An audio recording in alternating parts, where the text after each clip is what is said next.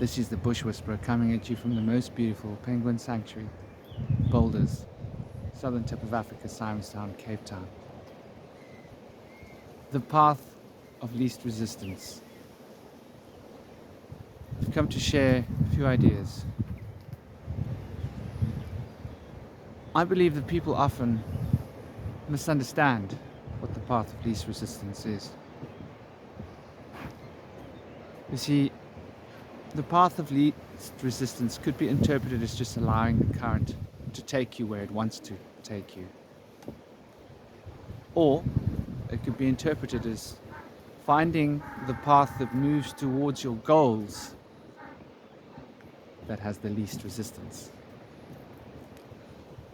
From a shamanic perspective, the path of least resistance means creating a resonant rhythm, allowing one's consciousness to become embedded with this rhythm and to swim along the path of this rhythm, though the rhythm is the guiding principle. So the rhythm becomes the path not to resist. So the shaman observe the rhythm of life and they fit into this rhythm of life. Doesn't mean they don't have goals. The goals are still there. It's just the path towards the goals is an interesting one. To consider water for a moment, did a wonderful little talk on water recently. Well, it was a part of a conversation, if I'm going to be fair. And there were two other people in the conversation that were actually sharing some lovely content. A lot of food for thought. And if we consider the way in which water, it will always find a way to its goal. Its goal is to reduce the pressure of gravity. And it reduces the pressure of gravity by moving towards the center of the gravitational field. And thus it can dissolve all things into its substrate. And when all things are dissolved into its substrate, there is a uniform pressure. For I consider gravity to be an extension of vibrational frequencies. Bless you. And as such, pressure. I consider the specific mass as being related to gravity, and that the specific mass creates a difference of frequency, and things are moved towards particular frequencies and moved from particular frequencies as per the relevant frequency of that which is being moved. And so we perceive this experience of gravity, though I see it as an extension of mass, and mass as an extension of specific gravity. So to understand the path of least resistance,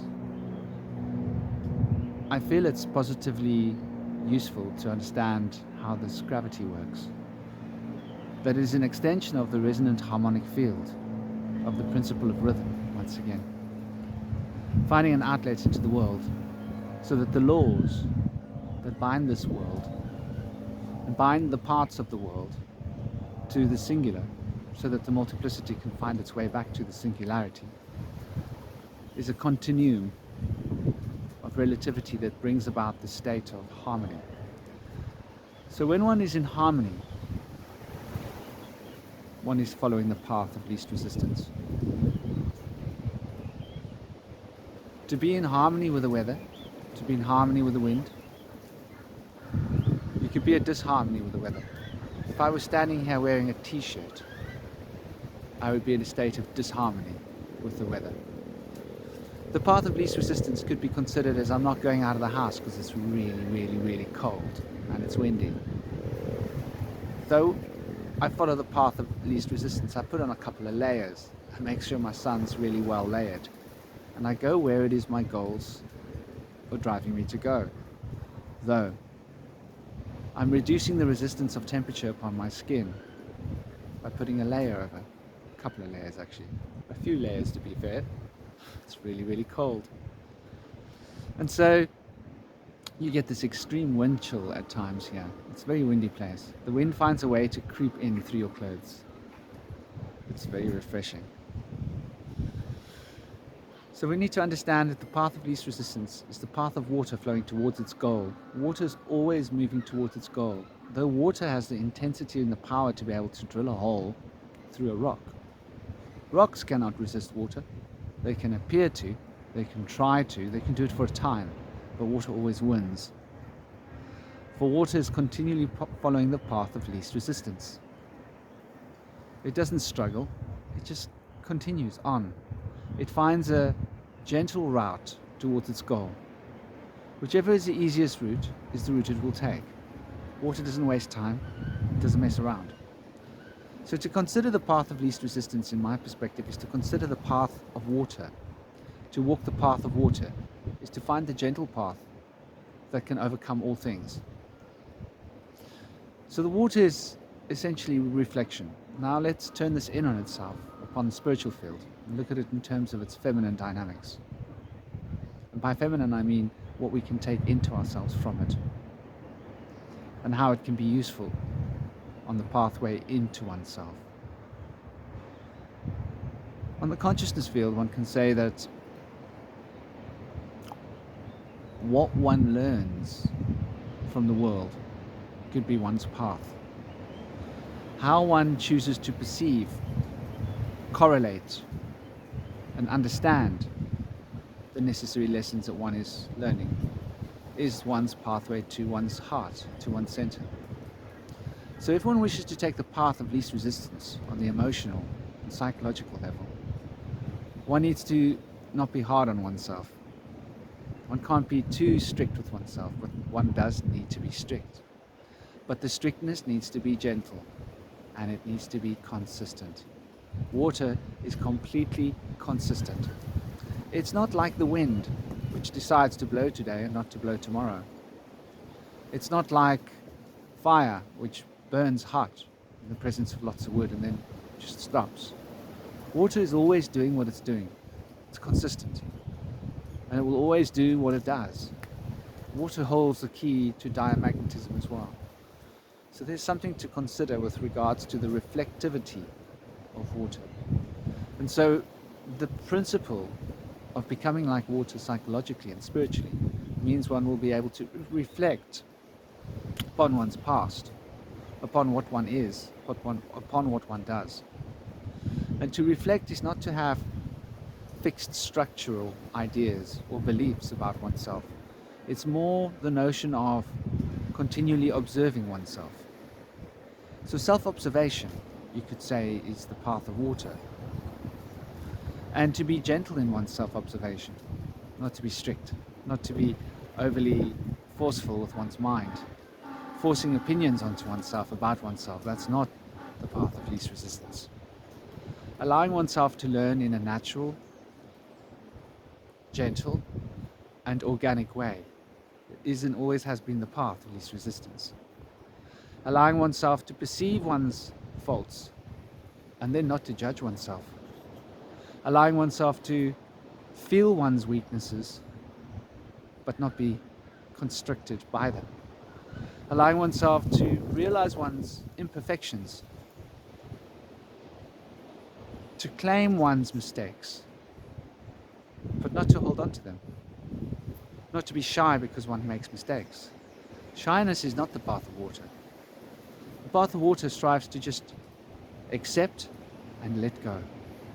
Accept and let go. And in this way, when we allow our consciousness to turn to the watery side of our nature, we become peaceful. Good morning. So it's rather fundamental to understand that the principle of water is a very powerful tool that can be used by the adepts. The spiritual path can be an overly vigorous one if one allows oneself to become upset. Another thing is what we put into our consciousness.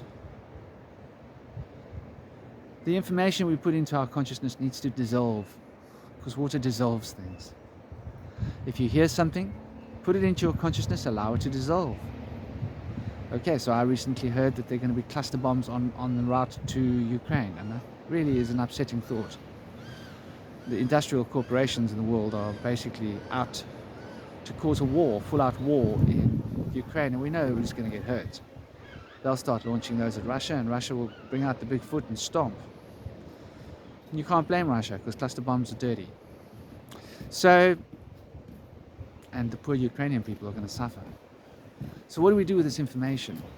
We allow it to go into the consciousness and we dissolve it. Allow it to dissolve. Realize that it's very painful. Let it go.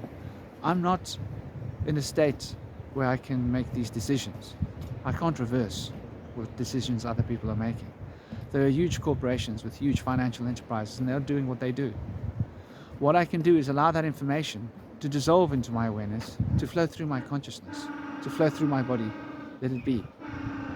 And allow that to make me focus on what's important. My son, my mother, my friends, people I meet along the way, my family, my animals, the animals I meet here, the other people that I will meet. And try and make small differences in the world that I can that are positive. And just let it be. Let that dissolve. I'm not here to fix the world. I'm not here to change the world and make it perfect. I'm here to leave a footprint of myself in the world, the best footprint that I can. And that way I do change the world in my small way. And then others can pick up that and change the world in their small ways, and we can create a rhythm and a harmony that can ensure forth from us in the way that water does. So here's something to consider when you're thinking about the path of least resistance. Like and share this video. Don't resist. Flow with it. Path of least resistance is something quite fundamental that we should all be embracing. We should be reminding ourselves not to resist our emotions. When our emotions are coming from within, we need to flow with them and understand them. It doesn't mean we need to be conditioned by our emotions. We don't need to believe the implications that we see about our emotions. We allow ourselves to experience them and then let them go. You don't even need to label them. You don't even need to coordinate them. You don't need to hide them. You don't need to necessarily specifically process them, though you do. But the act of processing them is just feeling them, experiencing them, accepting them, and letting them be, letting them go. That's how you really process your emotions. The valid thoughts will come into consciousness if you're patient. Patience. Patience is another powerful element of water. Water is incredibly patient. It takes its time when it takes rocks apart. It's not in a rush.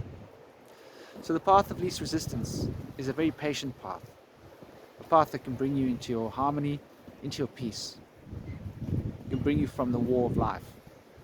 So you can open the heart, experience joy and beauty. This is the Bush Whisperer, coming from the beautiful Cape of Gullis. Don't forget to subscribe so you don't miss my daily uploads.